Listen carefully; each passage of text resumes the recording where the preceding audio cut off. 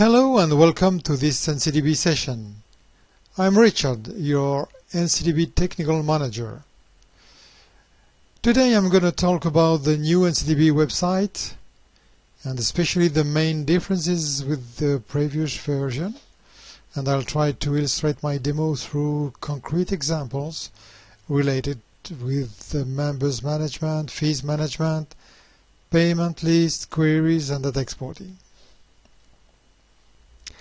No changes on the internet address nc.cigre.org, and in the login and password window you keep the same credentials as the previous release. Once your login and password have been recognized, here comes the first change. As you can see, the new Ncdb is organized in pages that you can access using the menu located in the top of the window. Before having been connected to your data, you can only access to these three options: the home page, the connect button, and the contact us page if you want to send us your feedback or any question related to this program.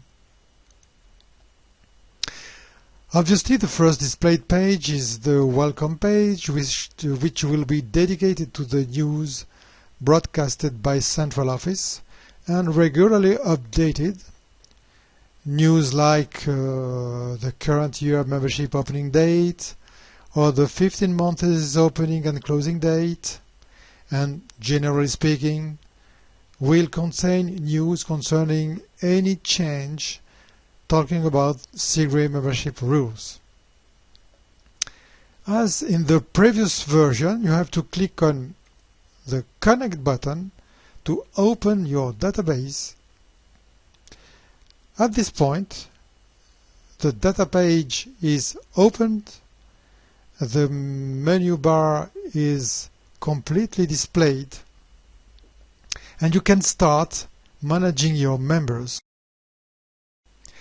Once you have opened your database, you can use this page to insert new members, update existing members, and manage membership fees and payment. You will not find a lot of changes compared to the last release, but some improvements, especially in the various areas accompanying this page. Let me now talk about this area. In the top, the filtering area. As you certainly know, when you open your database, the whole records concerning your national committee are displayed. The goal of this area is to allow you to reduce the number of members you are working with at the same time. The filtering area is now located above the data area. No fundamental differences except that this area is now resizable.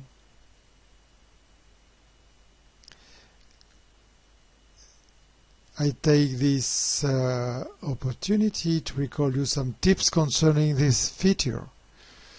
To reduce the number of listed members, you can select only one members type. Use a wildcard like %, which replaces any set of characters, and it's very useful when you don't know exactly the spelling of a name or the membership number. Another example: if you want to work with the individual members having joined Cigre in the last year, you can use the search by number field and fill in with 1 and 2017. As you know, 1 is for individuals and 2017 is for the membership year. After clicking on Filter, you have only these individual members having joined Cigre last year displayed in your list. Let's now have a look to the Records Navigator, now located in the bottom of your window in a separate area. Still the same behavior. It allows you to navigate through the various displayed records, to update existing records, and to insert new one. The insert function is a little bit different, so now you click on Insert. You check if this member is really a new member. If yes, you select the members type and you click on Create. You just have now to fill out the members form. The third area we'll speak about is the member list. As in the previous version, this area is located on the left of your window. Two improvements have been brought. An additional column is now available in this list, the update date. This field was already present in the previous version, but only in the members area. An important improvement is the sorting feature. By default, members are sorted by name in alphabetical order. Now, when you click on the column header of the last update date, records are sorted descending on this update date.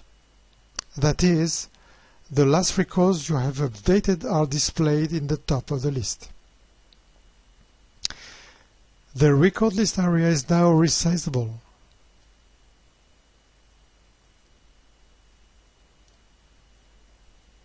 You can reduce the width to increase the members data area. Finally, note the page numbers available in the top and in the bottom of the list. To save time when you navigate through the list.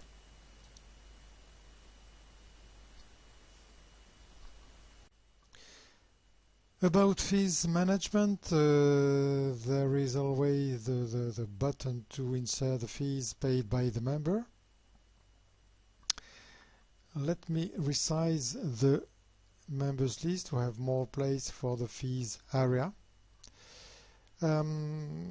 The fees button have a new feature, the e-card sending, if your national committee has chosen this option instead of the physical card. If you have chosen this option, be careful for new members. You have to wait for the new membership number available before sending the e-card, so that the e-card will include the new membership number. Payment lists are now located in a specific page, and you can access this page clicking on the menu button. You still have your current payment list number and your current payment list amount. Know that if you want to select and to view all the members concerned by this payment list, you can use the filtering area.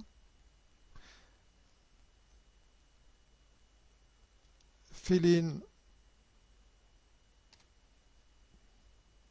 the member list number, the payment list number in the filter area, and you have the list of the concerned member in this payment list.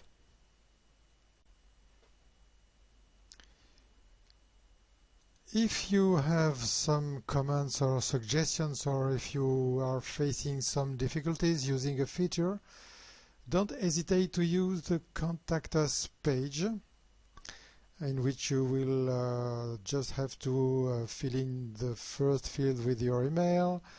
Then you describe your problem, and you just have to click on the Send button. We have now reached the end of this tutorial. I hope you enjoyed it and that it will be very useful in your work with the Ncdb. Bye bye and see you soon.